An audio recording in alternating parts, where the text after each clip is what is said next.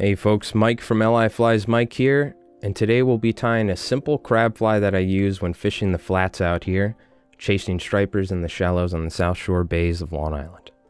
As always, the full list of materials will be in the description below.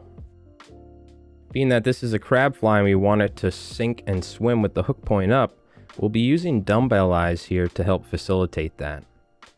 Now I like attaching my dumbbell eyes with the traditional figure 8 tying method you see here, where you just go in a figure 8 around the dumbbell eyes, but I also like to go in a full 360 around the eyes at the base as well, and then locking it down with more figure 8s and wrapping in front and behind the eye.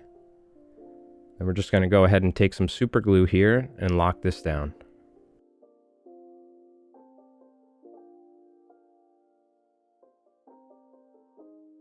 To ensure this fly will sink quickly and have an exaggerated jigging motion, I'll be adding a couple pieces of 0.035 diameter lead wire on top of the hook shank right behind the dumbbell eyes here. Be sure to coat this thoroughly with thread.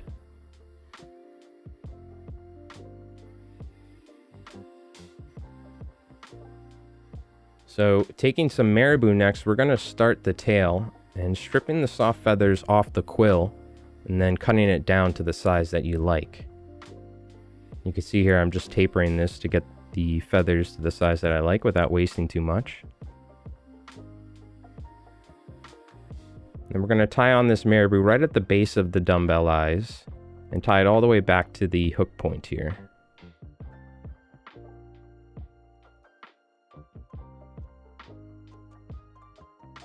So next we're taking some rubber legs, some Sili legs. You could even use rubber bands if you'd like. I used to use that back in the day. It's not as durable, but I like to tie this in essentially in a V-tie. So we're going to lay it down on each side and fold it back. And I like to leave these a little bit longer at times. You can trim them down. Here I went pretty conservative with the length. For the body of the fly, we're going to be using some EP fiber, but you can use whatever sort of body material you'd like that you can V-tie and then trim. I'm using olive, black, and a burnt orange here, blending some colors together as I see fit to match the invasive green crabs that we have here, that these stripers and other species of fish like to eat. And I'm just V-tying all of the body material using the olive and black up top and the orange underneath to simulate some eggs or like the crab being wounded. So to V-tie, we're just going to tie in the material at the middle and then position it so it's offset at an angle. And then flip the hook upside down, tie your opposite color in the opposite direction, and when you fold the material back, it'll essentially form a V.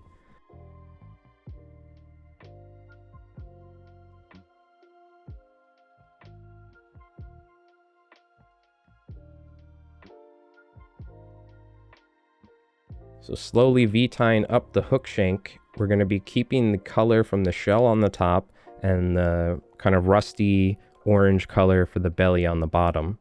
Again, you could use like a lighter cream color, stuff like that. You could always change the colors to match the crabs in your area as well.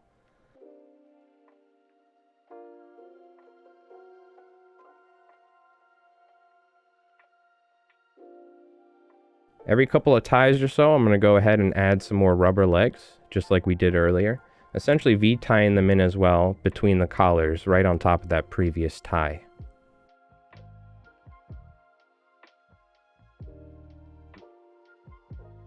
So now we're just going to work our way up the hook shank, V-tying, filling out this body, trying to ensure that we don't put too much material. We want enough to be able to create a canvas essentially for us to trim to create this nice crab fly, right?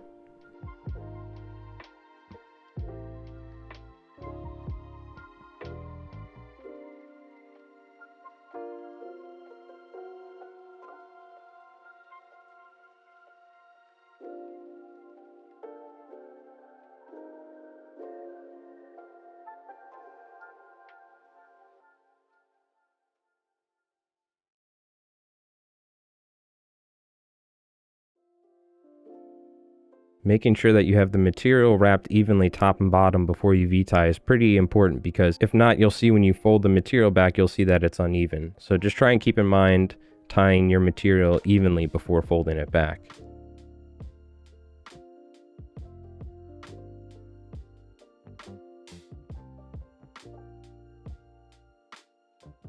So again, just slowly moving up the shank here. Every couple ties, add in some rubber legs.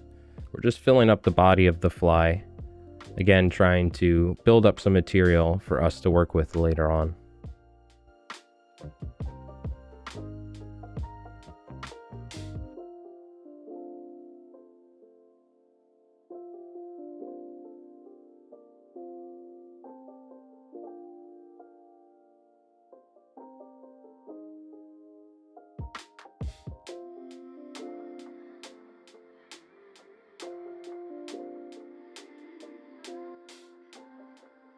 I like to brush it when I get to this point, or every couple of ties, just to make sure the material is nice and neat as I'm working with it.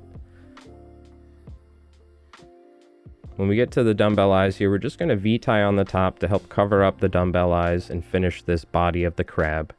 I usually make the size of the ties a little bit shorter, so it'll give that natural appearance of the shell tapering down. We are going to be trimming it, but it's just less material to worry about and waste.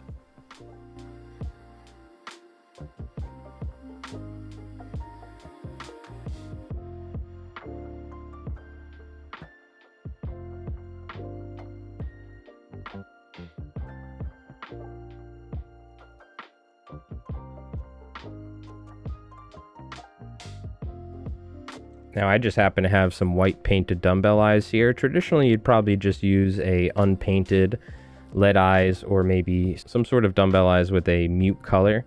I even used to take some matte nail polish and paint down the hook point and the hook eye and stuff like that. Little trick I learned from Alan Callejo's sight fishing striper book.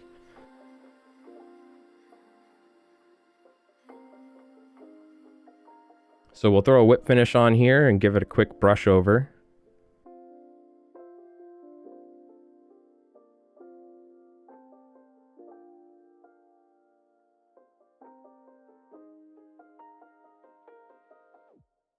After figuring out the shape I'm going for, I'm going to start trimming the belly to start. I don't want too much material on the underside, so it doesn't interfere with the fly turning over. So next we're going to be pulling all the rubber legs away. You can feel free to use some sort of paper clip or something like that if you'd like to hold them off to the side. But I just pulled them away, and then we're going to start trimming these sides to get that crab shell.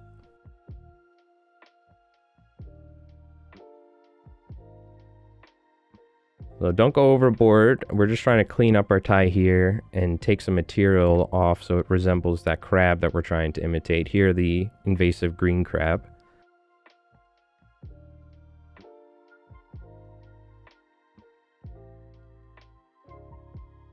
Too much material can cause it to either sink unevenly or not turn over properly though, so we are kind of thinning out the top here ever so slightly just to give us that nice round shell appearance.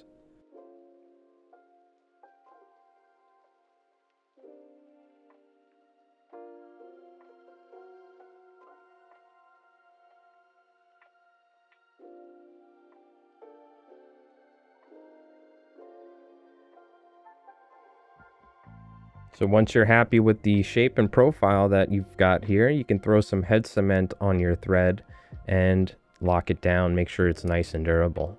And with that, we're done. The V-tie crab fly. The simple crab fly is what I've been using for years now, fishing the flats or the edges and drop-offs of these offshore flats here in the bays on Long Island.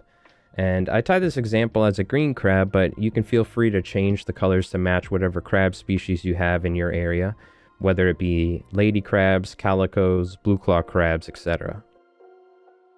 Or you could just make it look extra buggy with extra feathers, marabou, you could put claws on there, etc. and go throw it for some smallmouth or largemouth bass in the warm water. In the future, we'll be covering more realistic crab flies, if you will, but for the majority of my flats fishing, I like keeping it simple. Well, my name is Mike here at Ally Flies Mike. Be sure to like the video if you found it informative and subscribe for multiple new fly tying videos being released every week. with early access for members. Till next time, tight lines.